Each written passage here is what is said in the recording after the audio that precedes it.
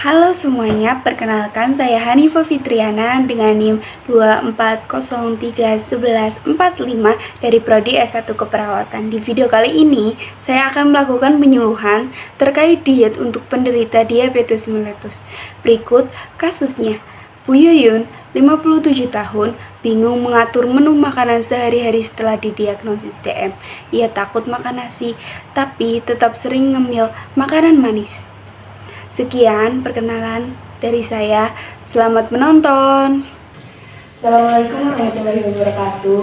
Waalaikumsalam warahmatullahi wabarakatuh. Perkenalkan, saya Hanifah Fitriana, mahasiswa dari Universitas Banda Selawi.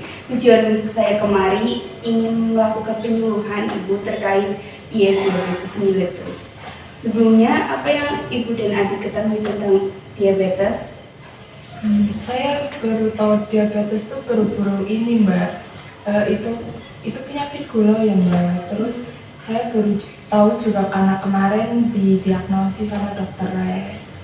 Sebelum terdiagnosa ini, Ibu pernah nggak kayak setiap bulannya cek kesehatan ke RS atau ke puskesmas gitu, cek gula atau apapun itu, tensi?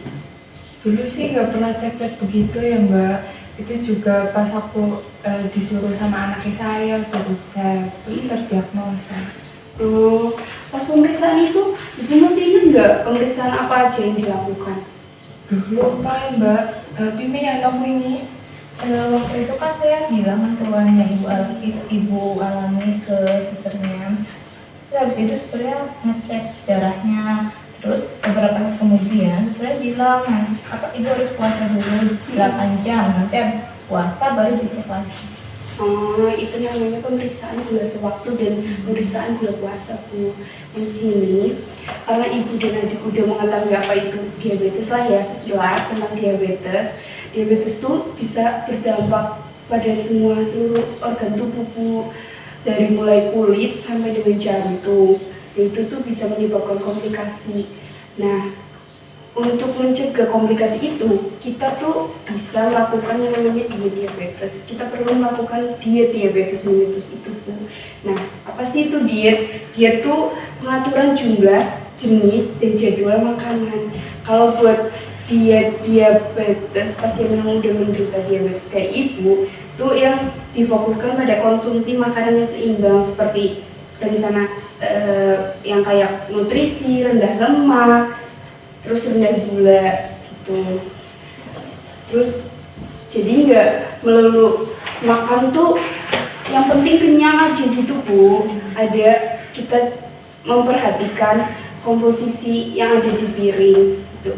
Tujuannya tuh untuk menurunkan kadar gula darah mendekati normal, menurunkan glukosa dalam urin menjadi negatif dan mengurangi polidipsi. Polidipsi itu sering kencing, Ibu kan pasti sering mengalami ya setiap malam gitu kan, pipis gitu kalau balik kamar mandi. Terus juga memberikan cukup energi untuk mempertahankan atau mencapai berat badan normal, terus meningkatkan derajat kesehatan.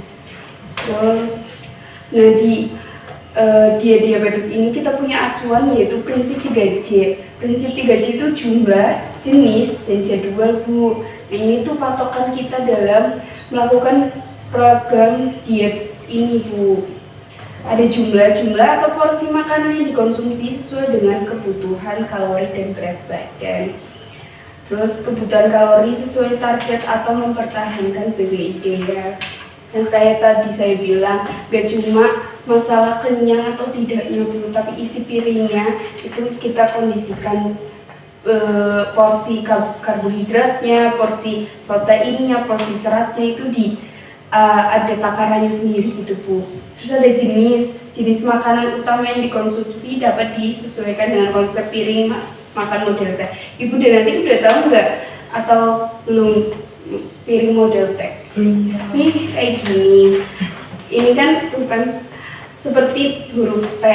Jadi di bagian sini tuh untuk serat, protein, dan karbohidrat. Kalau misal karbohidrat kan, misal Ibu kan keseringan makan nasi gitu kan, terus bosan bisa diganti kentang, ubi, singkong gitu, jagung.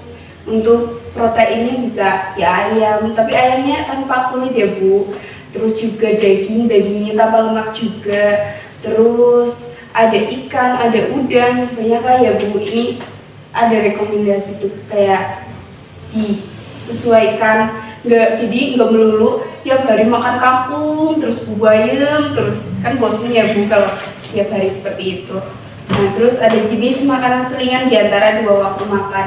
Itu tuh kayak di antara 2 waktu tuh kayak antara jam sarapan dan makan siang Bu. Kayak apa ya, cemilannya gitu, iya Bu, cemilan. Tapi cemilannya tuh bukan yang kayak brownies, apa cili-cili segala macam. Kita cemilannya tuh buah-buahan yang banyak seratnya Bu. Dan diutamakan buah-buahan yang gulanya relatif aman Bu. Kayak misal apel, pir, jeruk, pepaya. Karena ada buah-buahan yang gulanya tinggi Bu, seperti kleng-kleng gitu. Kleng itu buah kecil tapi gulanya tinggi sekali Bu. Nah terus ada pilihan karbohidrat kompleks dengan indeks glikemia yang kayak tadi saya bilang, ada kentang, ada ubi, ada jagung gitu Bu. Terus makanan yang mengandung natrium dan gula sederhana itu sangat amat dilarang Bu. Makanan yang mengandung natrium tuh kayak ikan asin, telur asin, terus makanannya diawetkan gitu. Terus kalau yang gula sederhana tuh kayak SKM, susu kental manis, tahu ya Bu, yang ada di warung-warung itu. Terus juga jeli-jelian gitu-gitu. Nah terus makan buah dan sayuran dengan kulitnya. Makan buah dengan kulitnya tuh kayak apel, pir, itu dianjurkan makan dengan kulitnya. Nah, makanan berserat dapat menghentikan penyerapan lemak dan mengurangi rasa lapar. Itu yang tadi saya bilang, makan buah beserta kulitnya. Terus terakhir ada jadwal makanan harus diubah dengan menerapkan waktu makan, yaitu 3 kali makanan utama dengan porsi kecil, yaitu ada makan pagi, makan siang, makan malam, dan itu masing-masing berjarak sekitar 6 jam gitu Bu, di antara waktu itu. Terus juga ada 2-3 kali makanan selingan yang diantara makanan utama dengan buah-buahan itu tadi. Untuk cemilannya tuh diganti buah-buahan.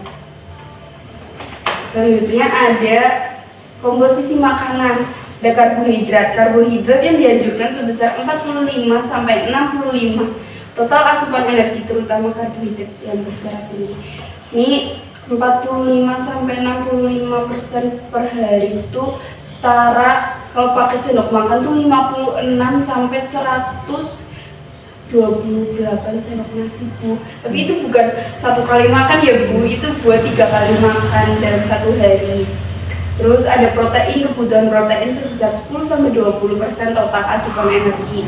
Itu kayak ibu makan setara 1,5 daging dada ayam, atau 3 porsi dada ayam, atau kalau telur tuh 7-14 butir telur ayam. Tapi itu ya kayak nasi tadi Bu, tidak dimakan dalam 1 waktu, tapi dalam 1 hari itu 3 kali makan ya berarti ya. Tapi kalau nggak pakai telur atau daging, ayam juga bisa diganti dengan cumi, ikan, udang, terus daging tapi yang tanpa lemak ya Bu.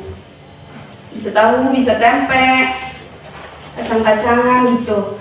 Terus asupan lemak dianjurkan sekitar 20-25% kebutuhan kalori dan tidak diperkenankan melebihi 30% total asupan energi. Nah, banyak bahan makanan yang perlu dibatasi adalah yang banyak mengandung lemak jenuh dan lemak trans, antara itu daging yang banyak lemaknya, terus juga susu full cream yang ada di Indomaret itu Bu, susu full cream.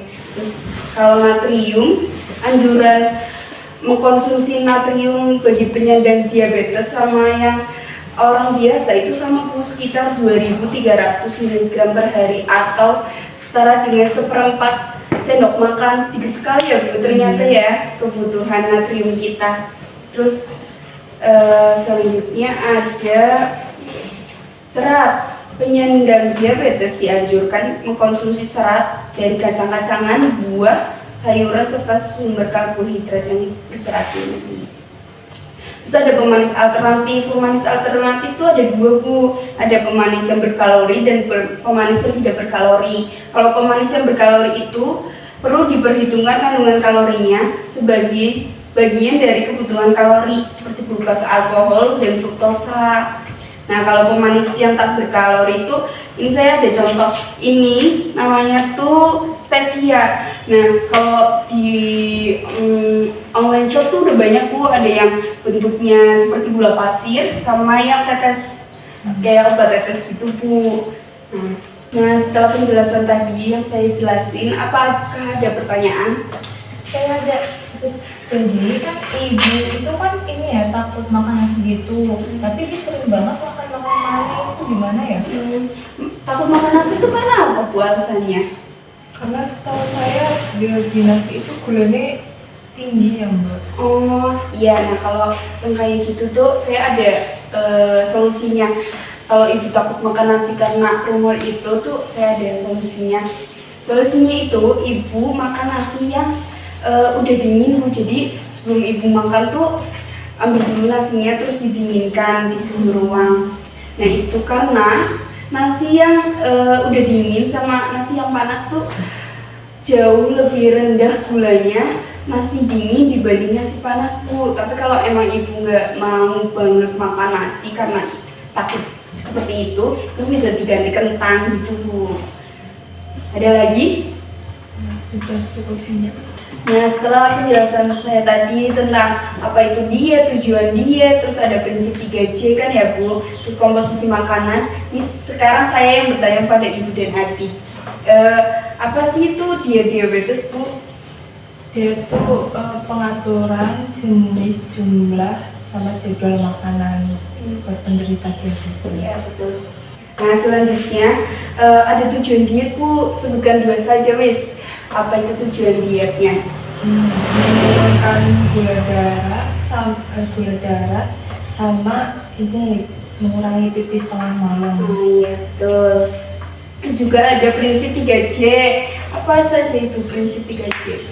Yang pertama jenis, terus jumlah sama jadwal. Ya, betul.